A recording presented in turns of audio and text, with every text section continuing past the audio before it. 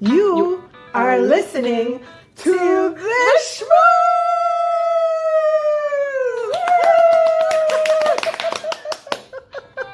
Yael Shoshani Mabsuta. I'm a happiness mentor. And I'm Tova Goldman, creating content with humor and inspiration to give you a lift to your day.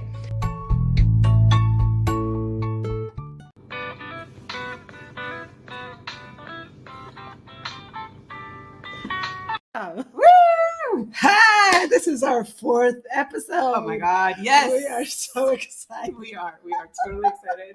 I don't know about you, but it's very hard to pin me down and do things. And Me too. We're doing our 4th week, so this is pretty exciting. So, like we help each other, stick to it.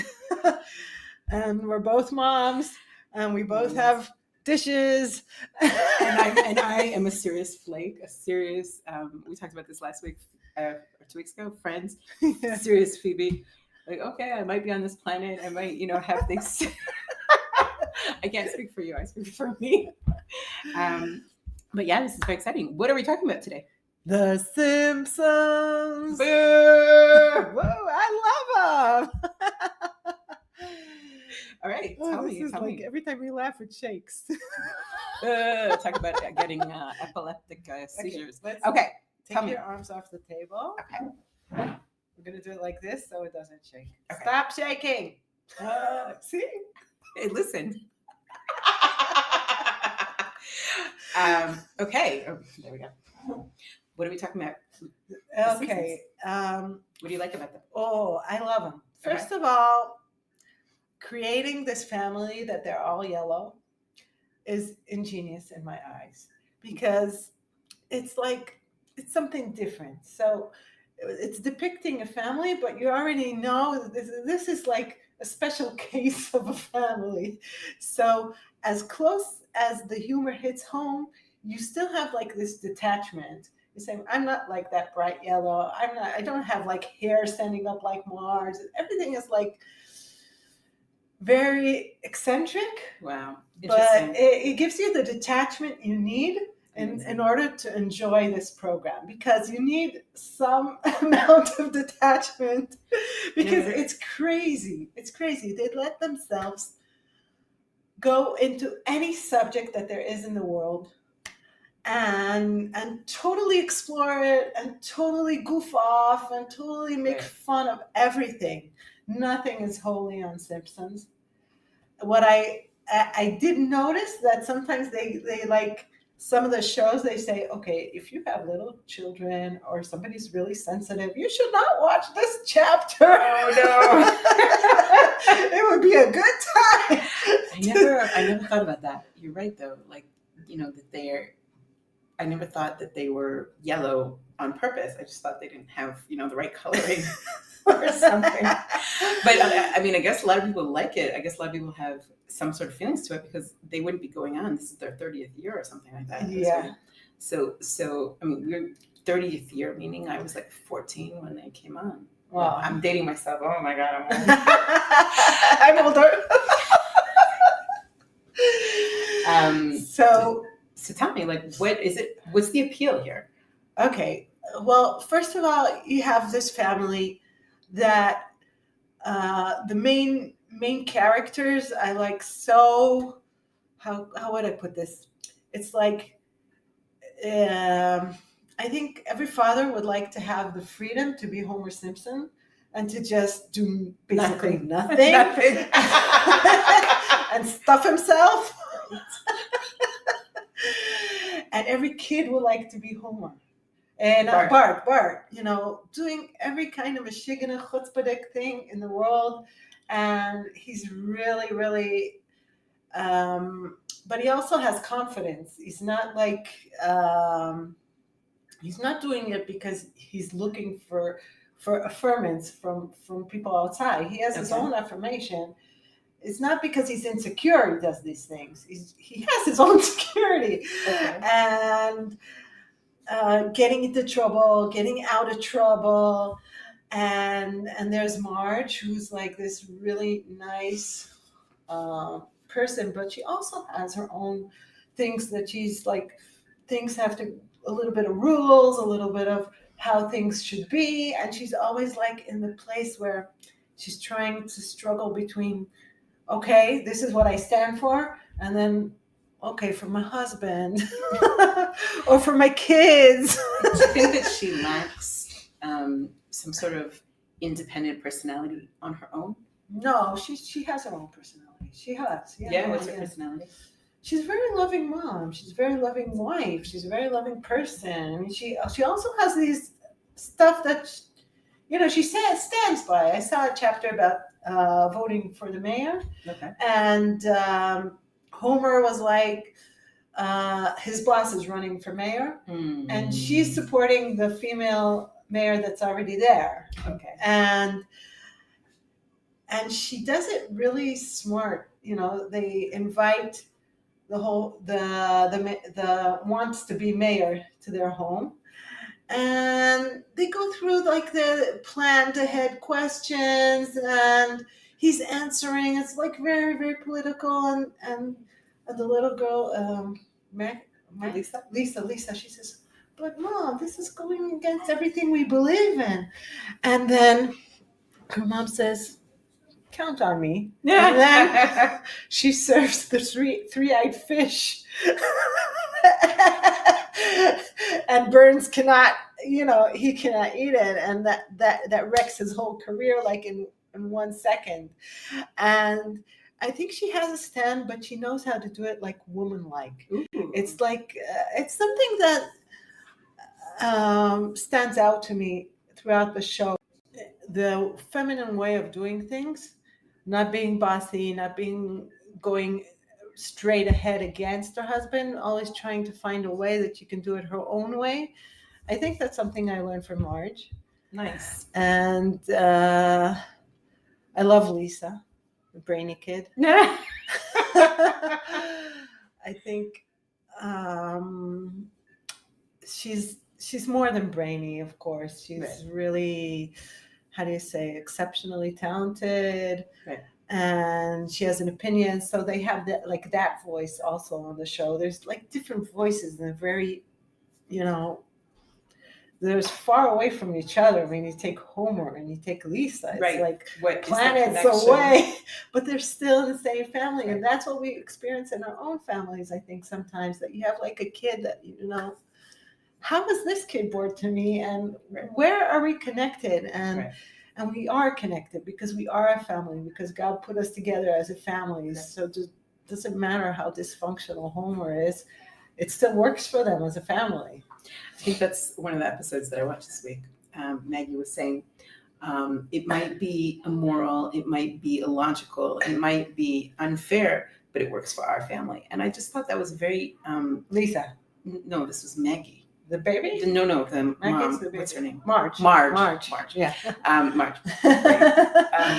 That I thought that was just like, there's this stigma of what is normal. Yeah. And I guess that's part of the reason my mother didn't like it, because on the surface, it looks like they're so dysfunctional. It looks like they're so dysfunctional on the surface. And for Maggie to say something like that just showed, I mean, they're still married. They are still, however supposedly dysfunctional their family is, they're still married. They're still raising their children. So I think I might actually have to go a little bit deeper with my dislike of the Simpsons. But there is something definitely there. There is something there. Also, another episode, Bart and Lisa were fighting. And Lisa says, "You're not going to do it." And he's like, yeah, I am. And she's like, "You're not going to do it because you love me." And he's like, no, I'm going to do it. And then at the last second, he doesn't do it.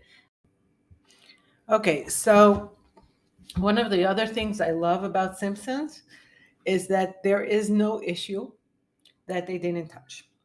No issue is sacred, but also no issue is untalkable.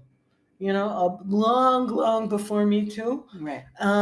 He talked about women being felt up by someone and that it's wrong and all kinds of stuff like that.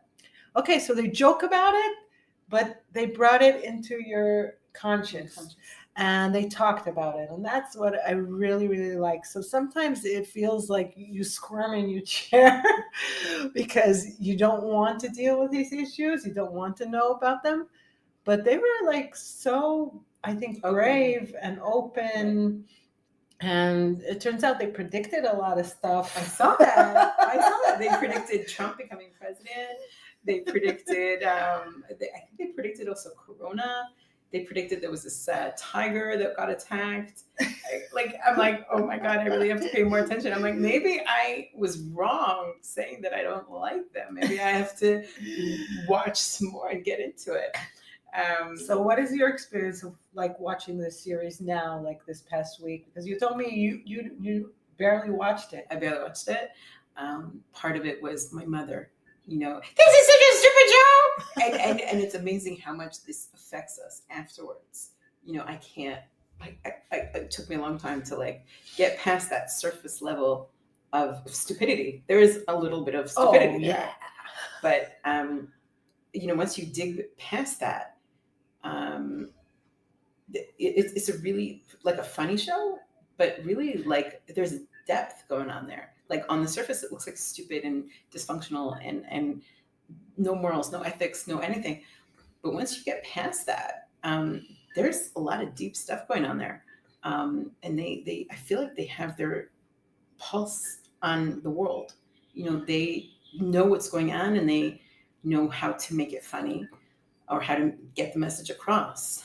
So I think once you get past those voices in your head that say, "Oh, this is stupid," and "Why are you watching it?" and "Why are you wasting your time?" I think there actually might be some depth there. There were characters that were scary on that show, like Krusty the Clown. Oh yeah, and Sideshow Bob also. I don't know who is that. He's like an assistant. Okay.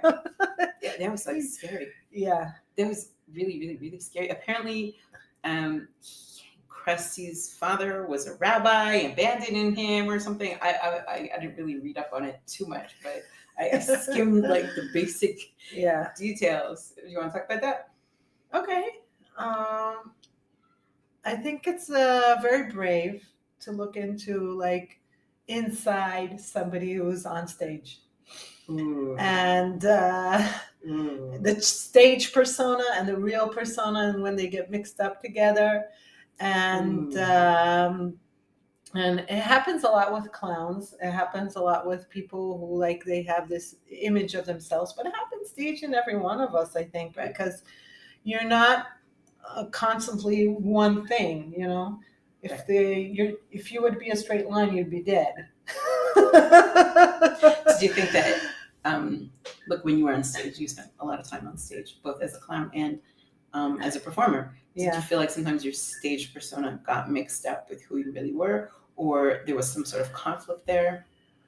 There were times that I felt like a conflict because when I play really serious parts.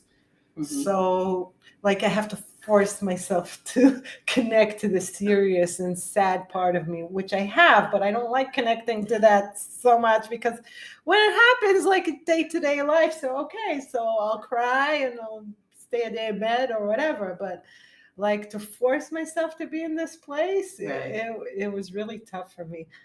Joyous parts, funny parts, I love it, and I can continue playing the part even after the show's over because I love being there. Right. But I think Krusty is like, my job is to entertain kids, and he really resents it. So it's like reconnect to all the people who resent their day jobs.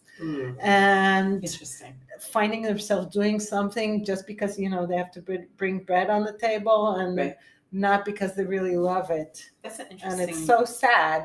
So many people out there working in a job that they don't like, they don't love, and sometimes they even hate. That's interesting though. But like, why would he choose to become a clown? Like, out of all the dumbass things to become. Why would you become a clown? And he is very scary. He is very scary. I see him and I'm just like, oh my God. Well, Burns is also. the boss, yeah. Montgomery Burns. I think The Simpsons as a kid, you read and you see all these television shows and you read. Stephen King. Did you read Stephen King? No, So it's too scary for I me. would never go to Maine because of Stephen King. There's parts of Virginia and Mississippi I would never visit because of John Grisham.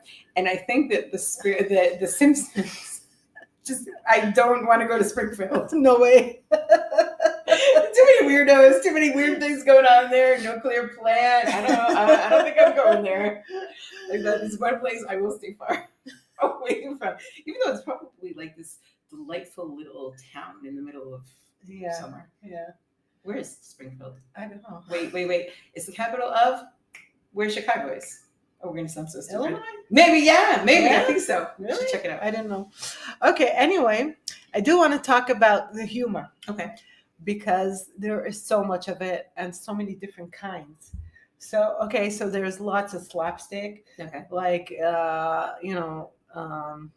hammering nails into your own hands, right. and all kinds of stuff like that. And there's really gory, disgusting humor in the Itchy and Scratchy show, which is like inside we are watching a cartoon and the cartoon characters are watching a different cartoon. Right. That's about like a cat, and terrible things happen there. I mean, awesomely terrible things. Today I can appreciate it. As a kid, I hated this stuff. Like chopped off heads and body parts and electrician. No. All kinds of stuff like that. And it's free for me. It's like a freedom for a creator to really go to the extreme of the extreme, but it still stays in the format that it's all a cartoon.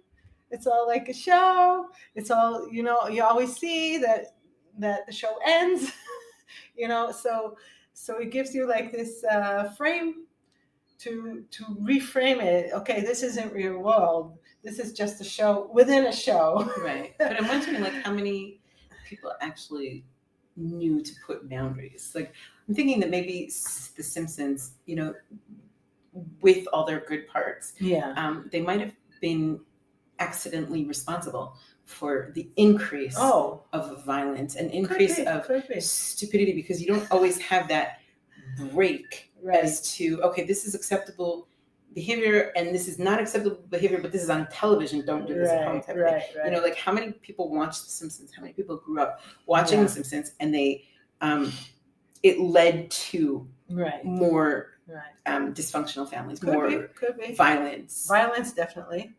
Okay, they have a lot of humor, visual humor, and I love it that every single chapter Bart writes something different on the board, and every single chapter the sitting on the couch part is different.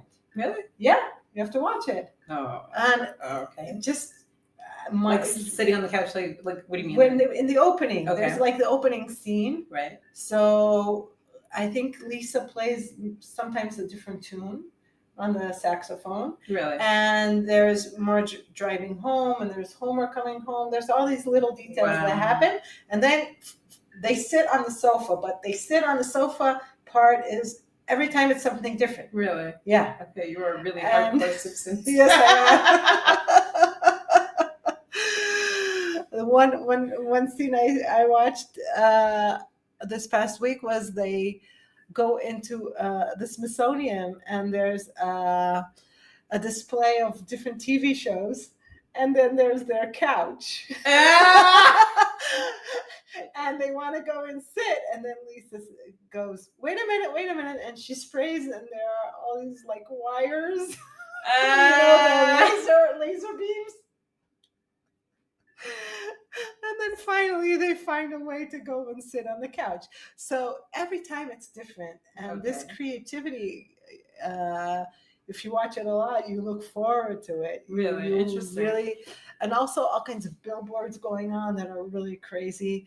So that's like the visual part of it. Mm-hmm. A lot of conflict between characters that makes it really funny. Even like the little characters, no one is a little character on Simpson. I mean, if you're a character on Simpson, then you have like respect because you, I don't know, like the bartender Mo and the officer, and even like the kids, Milhouse, and the Flanders, the neighbor. Every person there is like a person, a personality, a real like in-depth character. It's not like they just drew stuff so there would be people around. No, Okay. each person has his own like thing, Ooh, his own. Wow. Tell me about Maggie. Marge? Maggie. The baby. The baby. Yeah. Okay. So the baby, let's say we all need some innocence in our life. But she also has like some all kinds of tricks here and there where she makes faces. I don't know how you could stay a baby for 30 years.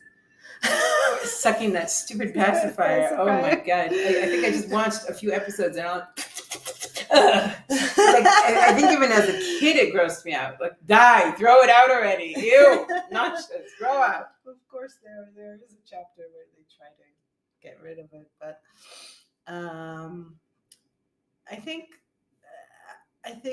she's like the balancing element in everything in Maggie. the family. Yeah. Okay. Because as far as each character can go, there's always a baby to take care of. And you know, okay. So stop. Okay. So when you have a baby to take care of, it makes things softer. You know? Nice. Okay. You have to take a baby into consideration. It's different than like a family with just two parents and two kids. Right. Okay. I think it's an added element. It's also sometimes an added element where they forget her in places or where they. Oh my god. My worst fear. Oh my god. Oh. Yeah. And what I also liked about Simpsons that they would bring like real world characters to participate in their shows. Like Trump. Donald Trump. I think they had Arnold Schwarzenegger on one. Wow. All kinds of characters. Like real narrators that are on TV and stuff like that. Wow. All kinds of stuff like that. But fun. That's fun. It's like it gives you like a wink into the real world. Yeah. Is there anybody of color on there other than the yellow? Yeah. I mean, Burns is There's white. the Macaulay guy, the grocery shop owner. He's Indian. Okay. And I think there's also a black character. Okay. Yeah. They have a diversity of characters. Oh, one thing we wanted to talk about is old age. Okay, yeah, we talked. Okay. We wrote it down. Totally. Go for it. So definitely they have the elderly. The elderly, I think I like their approach to the elderly. Okay. It's like, well, on one hand, they show us the nasty older people. I'm probably going to be like that when I get older. Oh my god. And like, they never have anything really nice to say. And what they try to encourage you comes out like the other way around. And so there are those kinds. And also there are some nice kind of elderly people, and also the miserable situation sometimes of being elderly in an old age home. And I saw also another chapter where Bart and a friend of his, they create like this fluffy like sea lion puppet, and it cheers up the older people so much. That's so nice. And then the funeral house is against them because people are not dying enough. So that's something, it's also like consequences, if it's a robot, so it can go bad, so of course it will go bad. Right. And if people are feeling too good, so they're not going to die enough. So these are thoughts that the creators of the show really think about, consequences. So what happens if the lake becomes totally polluted? What happens if we ignore environment altogether? And they show us the consequences of this stuff. And interesting. And it's something that, they say that teenagers, they cannot see into the future. If you tell them, okay, you should do your exams because it's going to help you get a better job or whatever. Take a sweater. Take a sweater. They cannot see the consequences. Right. And a lot of people, we are like teenagers, regarding the planet. And when you see a show like that, you see the consequences to the extreme, right. what can be. And then you say, okay, maybe I'll be a little bit more environmentally conscious. Maybe I'll pay more attention to the elderly. Maybe I'll treat people better. Right. I think it doesn't always go one-on-one that when you see something wrong going in the show, that you'll say, okay, I'll do the same thing. But sometimes you say to yourself, I don't want to do the same thing. I want to be good. Right. Right. I think for me, it has that kind of effect. It's interesting that they've been able to keep audience in tune and interested in what they're saying for 30 years. I mean, it's not the same generation. I'm not the same as my kids. Yeah. And yet people are still watching it. Yeah. That's pretty interesting because it's changed. So much in the world has changed, and yet they're still applicable. They're still on. They're still going. They're still talking about things. So there's something, I guess, that ever eternal or everlasting about that family. I'm interested, what type of elderly person, if we're talking about consequences, what type of elderly person do you see yourself as? The bitchy type, the sweet type, or the type that doesn't have a clue? Where do you see yourself? Let's put you in that position. Well, I've been thinking about old age home very early. I think it's ideal. I think I'd like to go in when I'm 75 or something like that, like a young old age person. Oh, really? And just have all the benefits of being in a place where I could go to the pool and I can draw and I could be with people my own age. Wow. And stuff like that.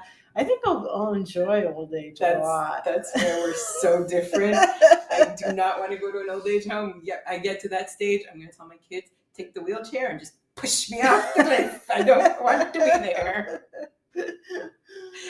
So to answer my question, I will probably be the bitchy type. Yeah. And I'm practicing for it right now.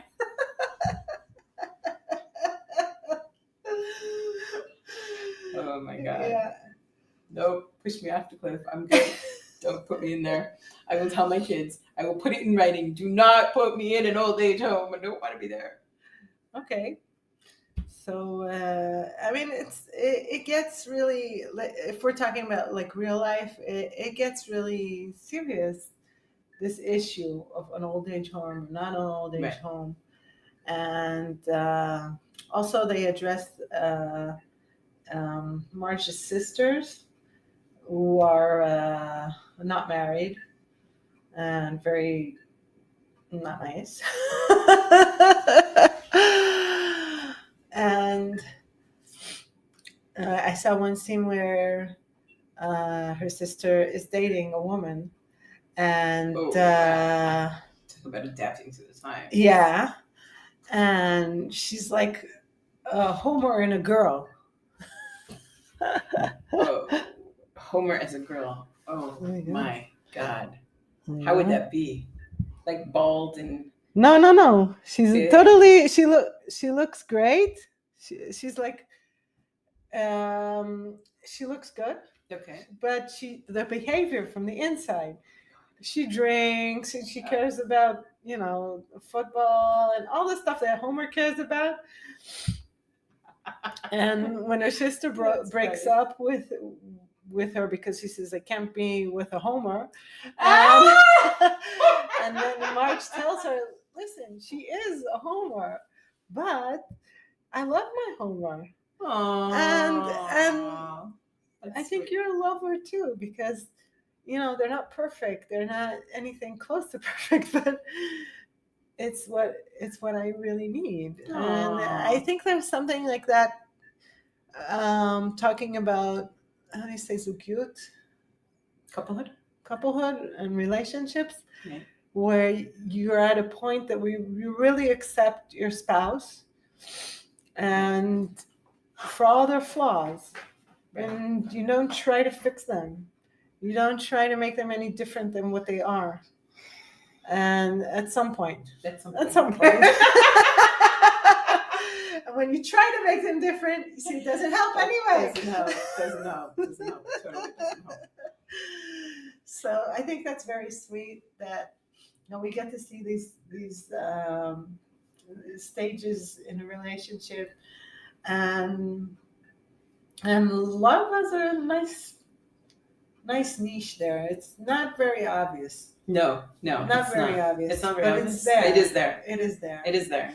And I think that it really is different than a lot of TV shows in that way, because a lot of TV shows sort of like the big romantic gestures or the falling in love scenes and all Right. that, and not enough of like day-to-day Real life. stuff, right.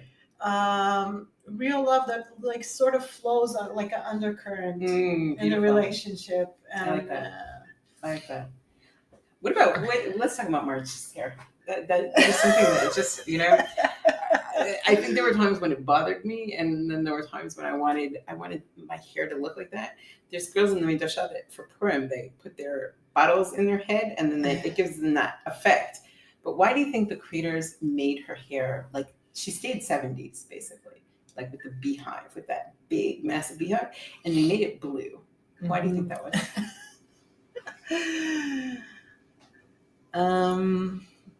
I don't know. I don't know So what we're kind talking of about spark Yael, of who has creativity that pink they hair had. here. Yeah. Well,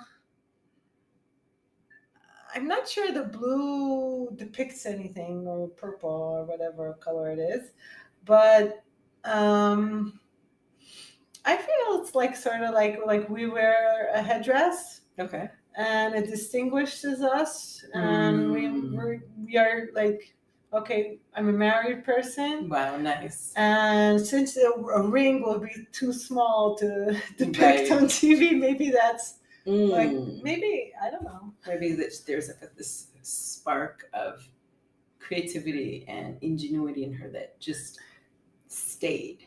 Like sometimes I think that she was a little bit. She's not confirming to anything. Right. Like whatever hairstyle there is out there, was like, no, I'm my own thing. Right. It's interesting that they're still in school. Like they didn't like age them. They're still the same type of thing, like the same age that they were 30 years ago, which is interesting. If you could predict what they would be in the future, what would they be doing? Homer would still have his job, working in the nuclear plant doing nothing. Talking about job security. Right? Yeah. I'd probably see Marge writing a book. Ooh. Yeah. Okay. Yeah. I think Lisa would be like the head of NASA or something, the equivalent of NASA. Right. There was one or where the she was CIA or something. She was the president. That was like she was the president, and what did she say? I have to clean up the mess after the Trump registration. And this is way before he was even president. That's very funny. Okay. And Bart would probably, I don't know, I see him like in a rock and roll band or something, like where he can wreak havoc but really be a good citizen. What would happen if he was like a cop or never or a teacher? He would be an awesome teacher. Yeah. A teacher, as a teacher, he would be like awesome because he knows what is going on in that child's mind. He would be a fun teacher. Maybe like my brother, Yeah. I have a brother he was a teacher for many, many years, and he had a great time with this. Yeah, my Chabad brother. And he used to open the day like with a coffee shop inside the class. Oh my God. Like the water and the coffee and the tea and the rogalach and pastries and stuff like that. Fun. Yeah, that's how they open the day. What age was he? He was like fourth graders, fifth graders. Oh, fun. Yeah. Fun. Yeah. He wrote the song about in grade 1 they taught me to read, and then in grade 2 they taught me to fold my hands, and that was the end. Yeah. That was a great song. Yeah. Great song. It's so poignant. It's so so poignant. I wish that we could have more like learning as opposed to putting people into boxes, right, with check marks. Right. Do this. As long as the school system sticks to like math and language and all history and stuff like that, is so irrelevant today. And nobody teaches. Irrelevant? No, I think history, the way you study it in class, is irrelevant.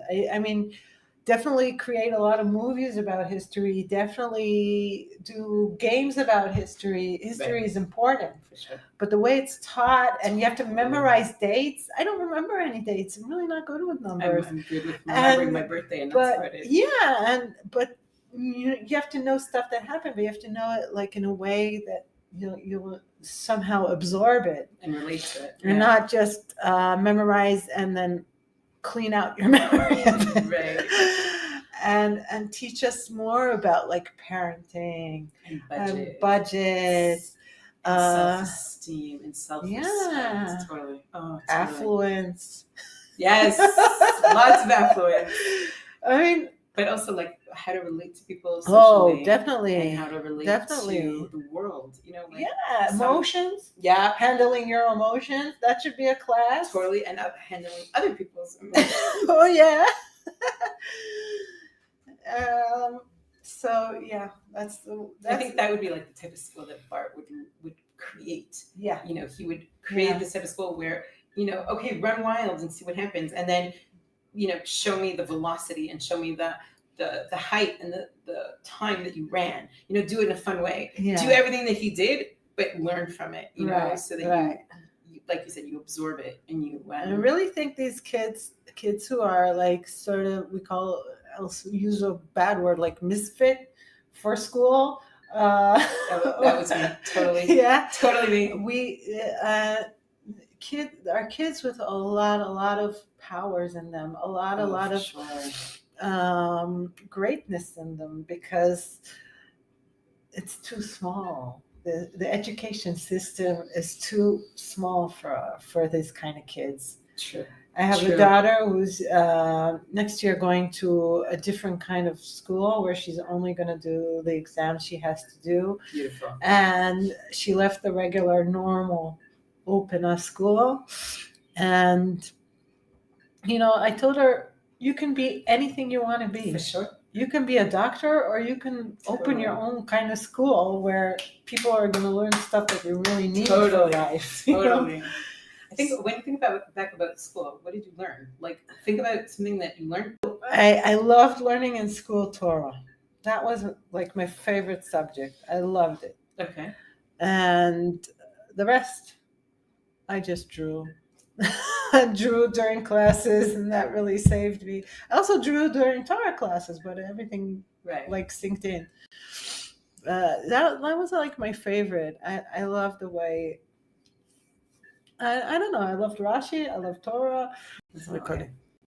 I don't know what I learned in school. My father said the only thing I learned in school was to type. I don't know what I learned. I made great friendships. I learned that I don't belong. Wow. That's tough. It was so tough. But I don't recall learning anything that served me in my life. I'm trying to think. I'm trying to think. Yeah. No. I'll tell you even more than that. I'm an artist. Okay. And they tried to teach us art in a way that, look at this picture and copy it. I failed art, and they always told me, "Oh, you're so creative, and you're so this." My pictures were hanging in exhibitions, and she wouldn't give me a passing grade because I didn't do it according to how she wanted me to do it. Right. Like, That's crazy. hello? That's crazy. Art Stupid. is like, do your own thing, Right, your own way. Okay, you can learn. There are different ways of I failed learning. typing But also. oh, well, in Israel, we didn't learn typing. Really? No, they That's don't such a teach shame. typing. That's really That's a shame. yeah. Like, That's everything another is- thing that has to go into the school. Everything you're typing. Yeah, yeah. So we're coming to an end, Yes, we are. and we found some insights about education, about the Simpsons. relationships, about I might actually have to go watch this now again. And just about life in general. Yeah, it's interesting. And we never know what's going to come out. How a show can really go deep. Yeah. And can go and touch all kinds of issues that it takes like the regular media years to address. Right. Years. Right. And even still, there's not that sense of humor and detachment to get the message across, like you said. Yeah, you're right. Interesting. Okay. Next week, what's going to happen is like this. Yael is going to watch a show that she's never watched, and I'm going to watch a show that I've never watched. We're going to tell you what it is. We're going to watch Chuck and Quantum Leap, and we're going to compare them. And you guys are welcome to give your insights, your ideas, your questions. Any feedback is always welcome. And thank you for tuning in. Thank you. This has been so much fun. It is.